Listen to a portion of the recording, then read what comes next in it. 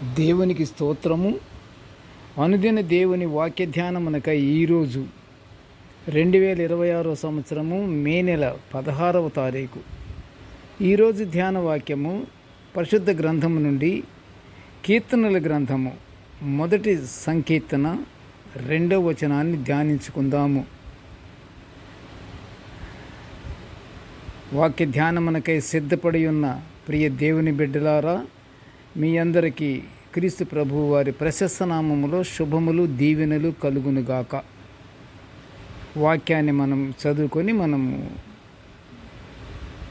ధ్యానించుకుందాము. యెహోవా ధర్మశాస్త్రమునందు ఆనందించుచు దివారాత్రము దానిని ధ్యానించువాడు ధన్యుడు.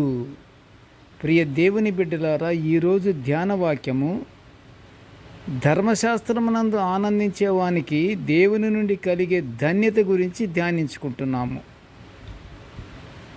లోకములో ధన కనక వస్తు వాహనాలను, మంచి కీర్తిని, గొప్ప భవనాలను, సమృద్ధిగా రాబడి వచ్చు భూములను,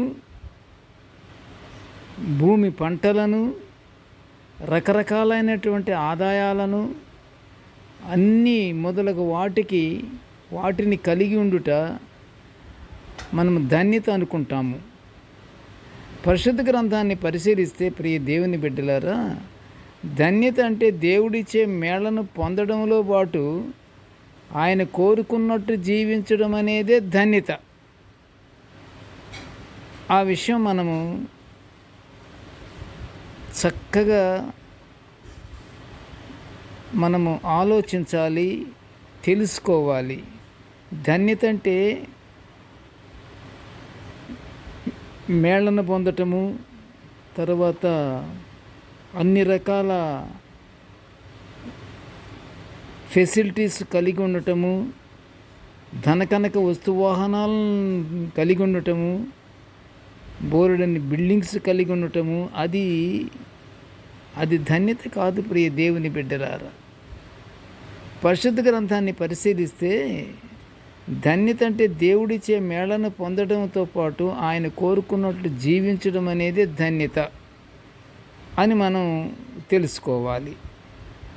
దేవుని ఉపదేశాలకు తలగ్గే వారికి ధన్యకరమైన స్థితి, సంతోషం మొదలగునవి లభిస్తాయి. తినడానికి తిండి, ఉండడానికి ఇల్లు, చక్కని కుటుంబం, ఇవన్నీ దేవుని దీవెనలే కదా ప్రియ దేవుని బిడ్డలారా. అలాగే పరిశుద్ధ గ్రంథములోని కీర్తనల గ్రంథము 127వ సంకీర్తన 3వ వచనములో ఏమంటున్నాడంటే, కుమారులు యెహోవా అనుగ్రహించు స్వాస్థ్యము, గర్భఫలము ఆయన ఇచ్చు బహుమానమే అని కీర్తనకారుడు చేస్తున్న గానాన్ని బట్టి అది ధన్యతే. ధన్యుడు అంటే ఆశీర్వదింపబడిన వాడు అని అర్థం. అయితే ప్రియ దేవుని బిడ్డలారా, అట్టి ధన్యత పొందుకోవాలంటే మనం ఏం చేయాలి? దుష్టులతో స్నేహం ఉండకూడదు, దుష్టుల మార్గాన మనం నడవకూడదు, పాపుల మార్గాన మనము కూర్చోకూడదు.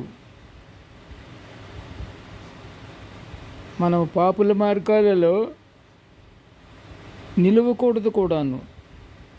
అపహాస్యకులతో కలిసి కూర్చోకూడదు.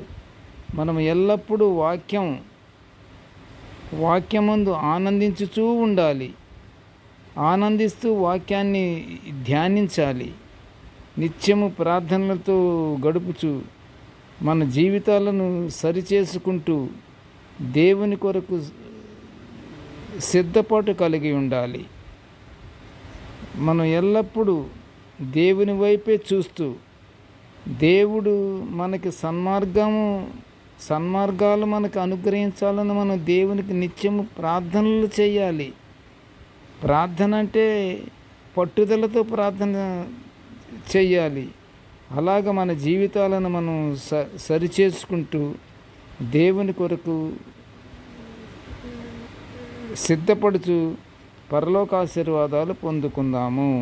ప్రార్థన చేసుకుందాము. కృపగల నాయన, జీ జీవము గల తండ్రి నీకు స్తోత్రములు ప్రభువా. నీ దివ్యమైన వాక్యాలను మేము నిత్యము ధ్యానించుకునే గొప్ప భాగ్యాన్ని మాకు అనుగ్రహించావయ్యా. అందుకు నీ ఘనమైన స్తోత్రములు స్తోత్రములు స్తోత్రములు తండ్రి.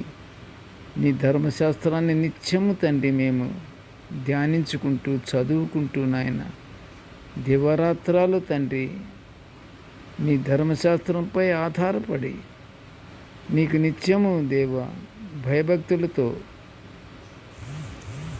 మేము జీవించుచు నీ యందు నాయన మేము భయభక్తులు కలిగి మేము జీవించుచు నీ పరలోకాశీర్వాదాలు పొందుకునే భాగ్యాన్ని మాకు అనుగ్రహించమని ఈ మనవులన్నీ యేసయ్య పుణ్యనామమున వినయముగా వేడుకొంచుంటున్నాము తండ్రి. Amen amen amen. దేవుడు మనలందరినీ బహుగా దీవించుగాక. ఆమెన్.